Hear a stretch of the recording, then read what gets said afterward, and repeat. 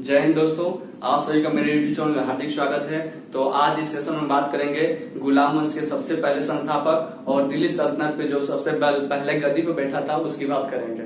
ठीक है, तो यानी आज किसकी बात करेंगे हम लोग? तो आज बात करेंगे हम लोग दिल्ली सल्तनत के अंतर्गत सबसे पहला जो वंश आया गुलाम वंश। ठीक है, जिसको बोलते हैं स्लेव डायनेस्टी। स्लेव डायनेस्टी, चलिए इस पे हम लोग बात करते हैं। स्लेव डायनेस्टी के जो सबसे पहले जो संस्थापक थे वो कौन थे? कुतुबुद्दीन ऐबक। ठीक है, तो कुतुबुद्दीन ऐबक कैसे आता है इसकी हम लोग यहाँ पे चर्चा करते हैं। कुतुबुद्दीन ऐबक की, कुतुबुद्दीन ऐबक ये क्या होता है? ये संस्थापक होता है किसका? गुलाम वंश का। गुलाम वंश का, जिसका शासनकाल 1206 से लेकर और 1210 तक, यानी 1206 से लेकर 1210 तक होता है। चलिए यहाँ पे नेक्स्ट पढ़ते हैं, तो इसके बारे में थोड़ा बहुत हम लोग जानकारी कर ले कि गुलाम वंश के अंतर्गत जो कुतुबुद्दीन ऐबक आया कैसे आया। तो हम लोग जानते हैं कि ये कुतुबुद्दीन ऐबक क्या था? एक दास था, यानी गुलाम था किसका? मोहम्मद गौरी का। तो ये मोहम्मद गौरी के शासनकाल में आया था, यानी मोहम्मद गौरी ने इसको क्या किया था? खरीद कर लाया था। यानी ये इसका जो जहां जन्म हुआ था ना, तो इसका जन्म हुआ था, हम लोग पढ़ते हैं, जन्म हुआ था 1150 में हुआ था। कहाँ हुआ था? तो तुर्किस्तान हुआ था। तुर्किस्तान हुआ था। तुर्किस्तान कहाँ है? तो कजाकिस्तान। और कजाकिस्तान कहाँ है? तो कजाकिस्तान आप लोग पढ़ेंगे एशिया मैप में, सेंट्रल एशिया, तो उसमें Kazakhstan, Kyrgyzstan, Tajikistan, Turkmenistan, Uzbekistan, ये आते हैं 5 कंट्री, जिसमें से कजाकिस्तान के अंतर्गत तुर्किस्तान आता है। और उन दिनों जब कुतुबुद्दीन ऐबक रहता है तो उन दिनों एक प्रचलन हुआ करता है उसके देश में। क्या चीज? तो दास प्रचलन, यानी दास प्रथा वहां पे चलता है। क्या चीज? कि उनको प्रशिक्षित किया जाए, यानी दासों को प्रशिक्षित किया जाता है, पढ़ाया लिखा जाता था और उनको क्या किया जाता था? दूसरे राजाओं के हाथ हैंड ओवर कर दिया जाता था। तो उसी प्रचलन का शिकार होते हैं कौन? कुतुबुद्दीन ऐबक। और कुतुबुद्दीन ऐबक को क्या किया जाता है? एक व्यापार के द्वारा बेच दिया जाता है। किसके द्वारा? एक व्यापार के द्वारा, व्यापार के द्वारा बेच दिया जाता है। और ये व्यापार के द्वारा बेचा जाता है। ठीक है, उसके बाद ये व्यापार क्या करता है? एक काजी होते हैं जिनका नाम फखरुद्दीन अब्दुल अजीज काजी, ये होते हैं जो ये व्यापारी क्या करता है? इनके हाथों क्या करता है? बेच देता था। ठीक है, जब ये बेच देता है तो ये फखरुद्दीन अब्दुल अजीज काजी जो होते हैं ये अपने एक पुत्र के साथ कुतुबुद्दीन ऐबक को क्या करते हैं? ट्रेनिंग देने का काम करते हैं। ठीक है, जब ट्रेनिंग देते रहते हैं तो एक समय आता है कि फखरुद्दीन अब्दुल अजीज का मृत्यु हो जाता है और बाद में क्या होता है? उनका जो लड़का होता है वो लड़का क्या करता है? वो कुतुबुद्दीन ऐबक को बेच देता है। ठीक है, यानी काजी फखरुद्दीन अब्दुल अजीज काजी के एक लड़के रहता है, वो क्या करता है? इनके मृत्यु के बाद, फखरुद्दीन अब्दुल अजीज के मृत्यु के बाद उसको, यानी किसको? कुतुबुद्दीन ऐबक को बेच देता है। किनके हाथों बेच देता है? तो बेच दिया जाता है उसको मोहम्मद गौरी के हाथों। मोहम्मद गौरी के हाथों बेच दिया जाता है। और ये मोहम्मद गौरी अपने शासन में इनको लाता है और इससे खुश होकर के, यानी ये क्या करता है? जब ये मोहम्मद गौरी के शासनकाल में आता है तो ये स्वामी भक्त, यानी स्वामी की खूब अच्छे से सेवा करता है, अपने कर्तव्य निष्ठा दिखाता है वहां पर, जिससे खुश होकर ये क्या करता है? मोहम्मद गौरी क्या करता है? इसको अस्तबल शाही, यानी शाही अस्तबल का क्या करता है? एक अध्यक्ष नियुक्त कर दिया जाता है, जो उन समय एक सम्मानित पद हुआ करता था। ठीक है, तो अब इस तरह से क्या हुआ? ये कुतुबुद्दीन ऐबक एक अच्छे शासन के रूप में क्या हुआ? उभर कर सामने आ रहा था। अब इसको चांस मिलना शुरू हो गया, क्या? तो सेना में लड़ने के लिए। ठीक है, तो इस तरह से ये क्या हुआ? डेवलप किया अपने आप को। उसके बाद से उसके बाद से क्या हुआ कि अब जब मोहम्मद गौरी की जब मृत्यु होती है, मोहम्मद गौरी का जो वीडियो है वो इसके पिछले सेशन में हमने बता चुका है, तो उसको आप डिस्क्रिप्शन बॉक्स में जो लिंक है उसको देकर आप मोहम्मद गौरी के बारे में अच्छे से जानकारी ले सकते हैं, ताकि अच्छे से कंसेप्ट आपको समझ में आए। तो इसलिए आगे बढ़ते हैं। जब ये मोहम्मद गौरी के शासनकाल से ये क्या होता है, सैनिक में भाग लेना शुरू कर देता है, और एक समय आता है कि मोहम्मद गौरी की मृत्यु होती है। ठीक है, मृत्यु होती है तो ये क्या करता है, दिल्ली पहुंचता है। ठीक है, दिल्ली पहुंचता है। यह दिल्ली कैसे पहुंचता है, इसी को कैसे शासन मिल गया वहां पे दिल्ली में राज करने के लिए। तो देखिए, जब मोहम्मद गौरी हुआ करता था, मोहम्मद गौरी के गुलाम हुआ करते थे। ठीक है, मोहम्मद गौरी के गुलाम हुआ करते थे। कितने गुलाम हुआ करते थे, तो यहाँ पे देख लीजिए, मोहम्मद गौरी के सबसे पहले तो समझिए कुतुबुद्दीन ऐबक, कुतुबुद्दीन ऐबक, दूसरा गियासुद्दीन महमूद,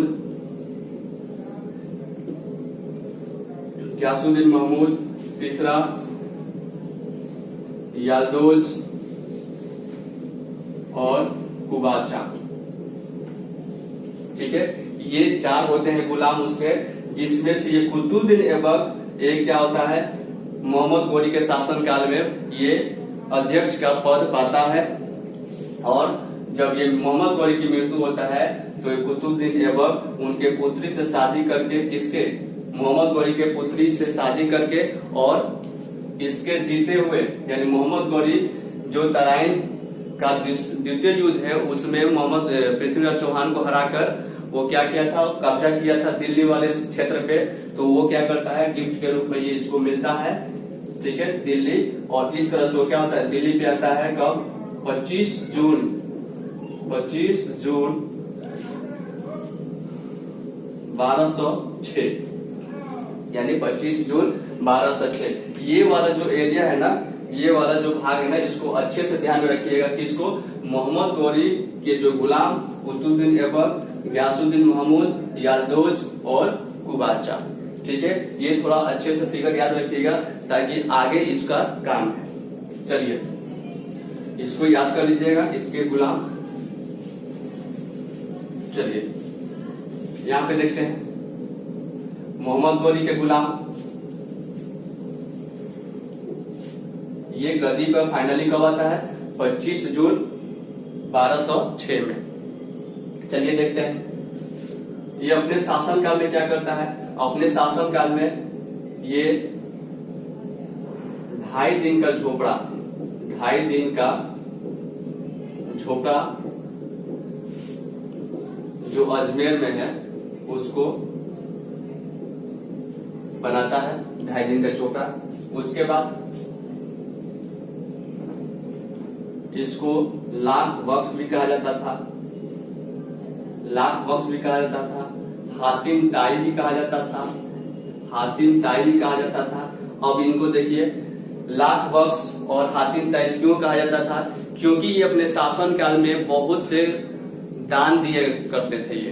ठीक है, कुतुबुद्दीन ऐबक जो था वो क्या करता था, वो दान, गरीबों को दान दिया करता था बहुत ज्यादा, जिसके वजह से उनको लाख बक्स और हातिम ताई कहा गया।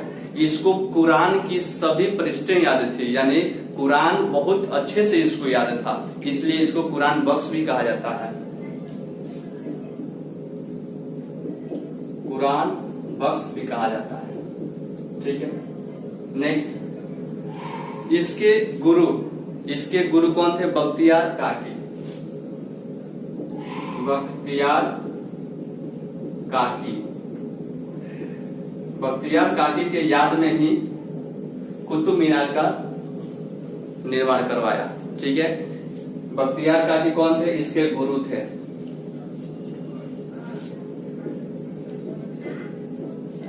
बख्तियार काकी इसके गुरु थे। इसने क्या किया, इन्हीं के याद में, इन्हीं के यादगार में कुतुब मीनार का निर्माण करवाया। हालांकि ये पूरा हुआ नहीं था इसके शासनकाल में, इसके बाद जो इल्तुतमिश आता है उसको क्या करता है, पूरा निर्माण करवाता है। ठीक है, वो क्या किया था, कुतुब मीनार का निर्माण करवाया था किसके याद में, अपने गुरु बख्तियार काकी के याद में। ठीक है, अब इसके एक सेनापति था, सेनापति जिसका नाम था बख्तियार खिलजी, बख्तियार खिलजी। याद रखिए, कंफ्यूज होने की जरूरत नहीं है। बख्तियार काकी क्या था, गुरु था। बख्तियार खिलजी सेनापति था। इसने क्या किया था, बिहार पर आक्रमण करके और नालंदा यूनिवर्सिटी को क्या किया था, ये नालंदा यूनिवर्सिटी को ध्वस्त कर दिया था। ठीक है, और नालंदा यूनिवर्सिटी को ध्वस्त करके और वहां पे बिहार पे क्या हुआ, शासन किया। और वहां पे बिहार में क्या किया, बख्तियारपुर, एक बख्तियारपुर नगर का क्या किया, स्थापना किया, बख्तियारपुर की स्थापना किया। चलिए, इसने अपनी राजधानी कहां बनाया, तो इसने अपनी राजधानी कहां पे, तो अपनी राजधानी बनाया लाहौर में।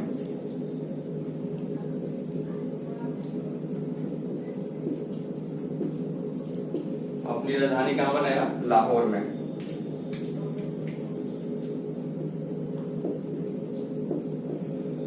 लाहौर, लाहौर यानी आजकल कहाँ है वो, तो ये है पाकिस्तान में।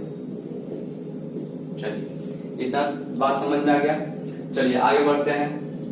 कुतुबुद्दीन ऐबक जो था ना, कुतुबुद्दीन ऐबक को वास्तविक संस्थापक दिल्ली का नहीं माना जाता है। क्यों नहीं माना जाता है, तो देखिए, कोई भी शासक होता था ना, तो एक उसकी पहचान होती थी कि उसने इतना लड़ाई किया, उसने ये सिक्के चलाए, उसने खिलत का उपाधि धारण की। ठीक है, ये सारा चीज। तो खिलत क्या देखते हैं इसमें, तो खिलत ये है कि ये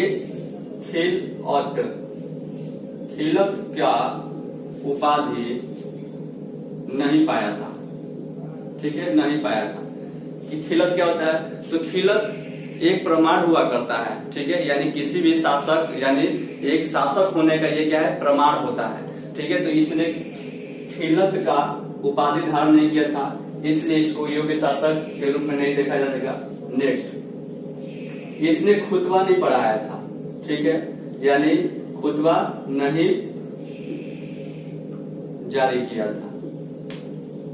चलिए, उसके बाद इसने क्या किया ना, इसने अपनी राजधानी लाहौर में बना लिया। इसने राजधानी लाहौर में बना दिया, लाहौर में बनाया। ठीक है, इसके आगे जितने भी शासक होते हैं वो दिल्ली के अंदर ही शासन किए। ठीक है, और दिल्ली में ही अपना सब जितना भी युद्ध हुआ या सिक्के चलाए या खिलत की उपाधि धारण की, सब दिल्ली के अंदर ही किए। बट इसने क्या किया, न इसने खिलत की उपाधि धारण किया, न इसने खुतबा जारी किया, न ही दिल्ली अपनी राजधानी बनाया। चलिए, उसके बाद से इसने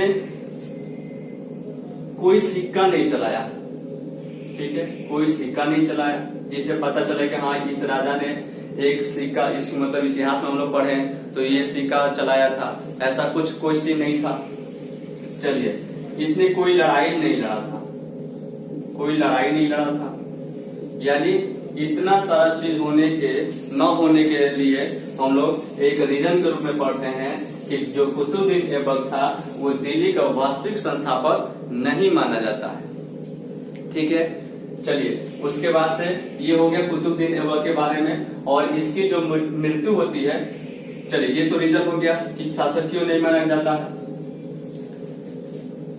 अब इसकी मृत्यु देखते हैं। इसकी मृत्यु घोड़े से गिरकर हो जाती है। घोड़े से गिरकर कैसे हो जाती है, ये पोलो खेलता है, पोलो यानी चौगान जिसको बोलते हैं। तो इसका मृत्यु हो जाता है 1210 में घोड़े से गिरकर, यानी पोलो खेलते हुए, पोलो खेलने के क्रम में मृत्यु हो जाता है।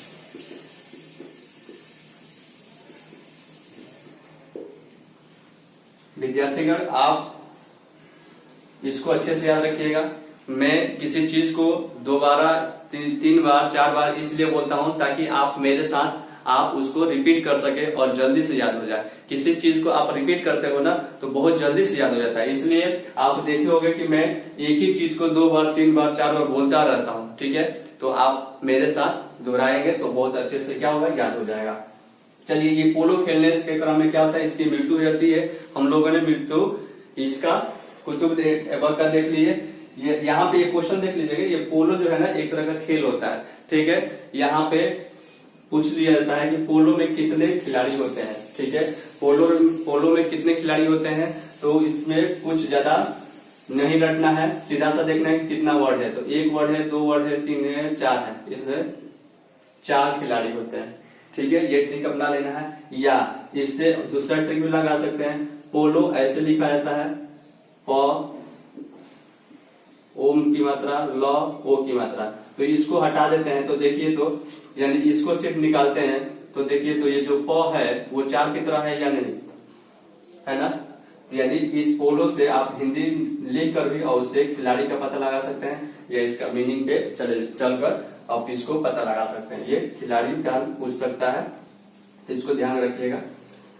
चलिए, इस तरह से हमने गुलाम वंश के जो संस्थापक के रूप में सबसे पहले आते हैं कुतुबुद्दीन ऐबक, उनको हमने बहुत अच्छे से जान लिए, ठीक है। कैसे आए, कैसे दिल्ली पे शासन किए, ये सारा चीज हम लोग कवर कर लिए। तो मिलते हैं नेक्स्ट वीडियो के साथ, तब तक जय हिंद जय भारत।